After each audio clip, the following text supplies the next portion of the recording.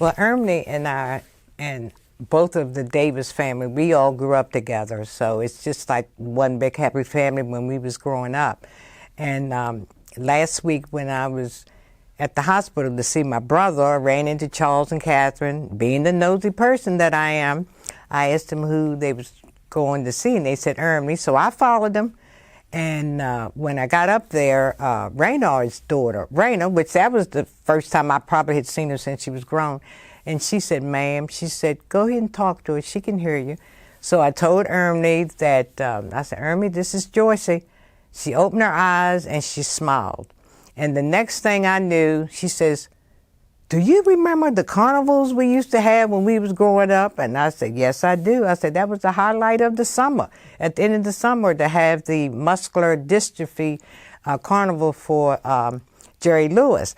And she says, and everybody wanted to be a cowboy. Nobody wanted to be an Indian. I said, yeah, you're right about that. And by the time we decide who was going to be an Indian, who was going to be a cowboy, half the day was gone.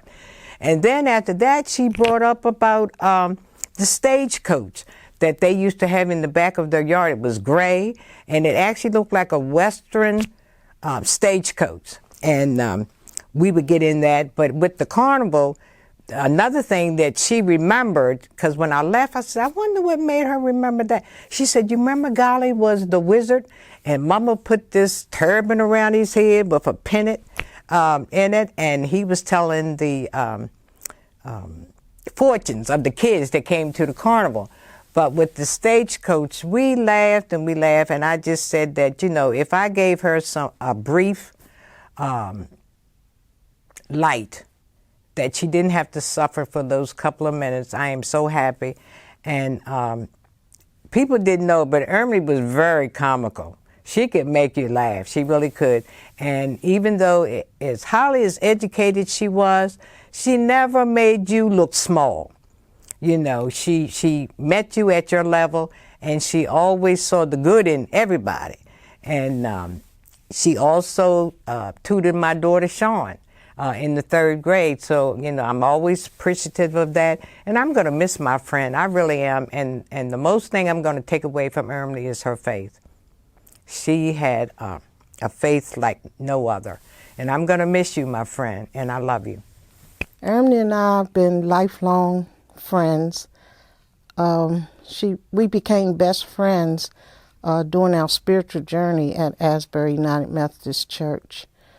One of the stories I remember is Ernie loved to visit people. And we went to visit a lady one day, and the lady, she wanted to go with us when we was ready to leave. So we came up with a plan that we was going to leave one at a time. So Ernie went first, Alta went second, and I brought up the tail end. So when I was ready to leave, I said, I'm leaving, goodbye. She said, wait a minute, I got to go get my purse. So when she went to get her purse, I went running out the door, running down the sidewalk shouting, start the car, start the car. I jumps in, Ernie takes off speeding. That was one of the funniest stories that I can remember of Ernie, Alta, and I. And Ernie also loved children and working with children. And she tutored my grandson with his reading. And so she just made learning so much fun. She used his spelling words and put them on paper plates and then scattered the plates all over the floor. And he had to find the word as she called it out, but she was timing him. And then she also wrote a short story using his spelling words and about him and a friend. And she also used the spelling words to play bingo. And he really enjoyed it and looked forward to going each week to see Miss Ernie. And Ernie has been a true friend and been there for me whenever I needed her. I will cherish the fond memories I have, and I would truly miss her. We've known I think, all of our lives. Yeah, pretty much. Pretty much, we would always be at the house, going down the house. Summer, we were always there. But Pretty much every day. yeah, Summertime. pretty much. And was always working at the school at Newmarket, and so we became Erm's knees once we could drive, because her knees were bad, and she would not want to get up on the ladder in her classroom to hang up all the stuff for school, for the kids. Right. So we knew it was like every about season or whenever they do a project, we would have to go down and help her decorate the classroom. Right. So this time it was me, Nicholas, and Brandon. And Brandon is our younger cousin. I think And he so- was how old at the time? Yeah, he was young. Pretty He, young. he must have been like, I don't even know, maybe, you think 10? I can't even remember. Anyway, so one of the teachers was in the classroom. I don't know what we were doing, but the teacher had brought their dog to the school. The school was closed, so we're all in the classroom and we're doing, I don't know, whatever. We're probably making jokes and stuff. And the dog runs into the classroom. And Brandon sees the dog. At this point, we didn't know he didn't like dogs. Right, we didn't know that he, we was just like, whatever. So we see the dog, we don't pay any attention. Brandon sees the dog and takes off up the ladder and is screaming and hollering like he is so scared. Brandon's going to get us because he's going to. And so, Sorry. I mean, he's like tripping out fear. And we bust out laughing and Ermie's like, stop laughing. Cause she can't laugh at Brandon cause it wouldn't look right.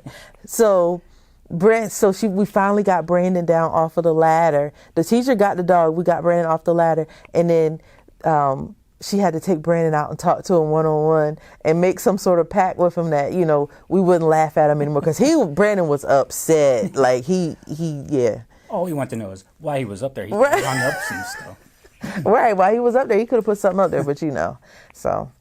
But that was a funny moment we had.